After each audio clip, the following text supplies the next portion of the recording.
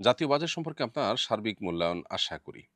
জাতীয় বাজেট সম্পর্কে মূল্যায়ন পেশ করবার মতো ব্যক্তি আমি নই। কারণ অর্থনীতি এটা আমার সাবজেক্ট নয়।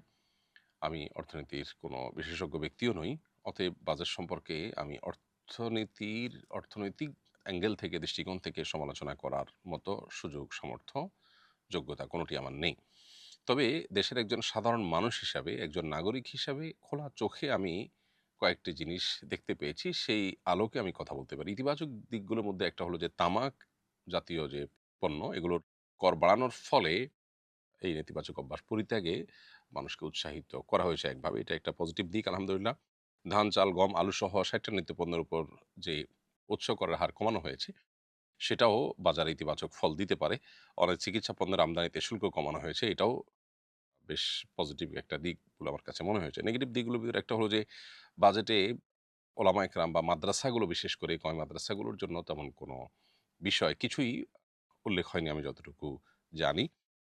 তাছাড়া বাজেটে বড় একটা সমস্যা হলো প্রতি বছরই যেটা হয় আমাদের, আমরা ঋণের উপরে নির্ভর করতে হয় এবং সুদের ঋণ। সুদের ঋণের বোঝা জাতি হিসাবে আমাদের জাতির প্রত্যেকটা সদস্যের উপরে এটা আমাদের মাথাপিছু আমাদের উপরে বর্তায়। একজন নাগরিক হিসাবে আমি সুদ আল্লাহ তাআলা আমার জন্য হারাম করেছেন। এটা আমার ধ্বংসকে ডেকে আনবে।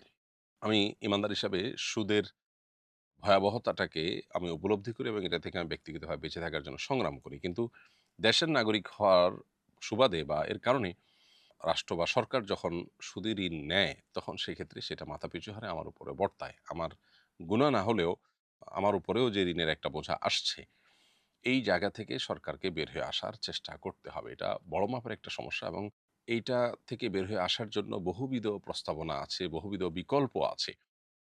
আমাদের খরচের খাতগুলোকে কমাবার বহু সুযোগ আছে। রাষ্ট্রীয় যে সমস্ত আপনার খরচ হয়ে থাকে, আমাদের বিভিন্ন পদস্থ ব্যক্তিবর্গ যে সমস্ত গাড়িতে চলাফেরা করে থাকেন, চাইলে সেগুলোকে আরেকটু কম দামের গাড়ি কিনে সেগুলোতে চলাফেরা করা যেতে পারে।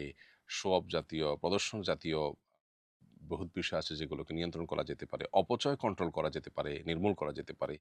এগুলো যদি করা যায় তাহলে সেক্ষেত্রে অনেক ক্ষেত্রেই সুদী ঋণের উপর নির্ভরতা কমানো সম্ভব হবে। যে দেশের মানুষ সুদী ঋণের ব্যাপারটিকে ঘৃণা করে, যার ফলে তারা ইসলামী ব্যাংকিং এর প্রতি ঝাঁপিয়ে পড়েছে।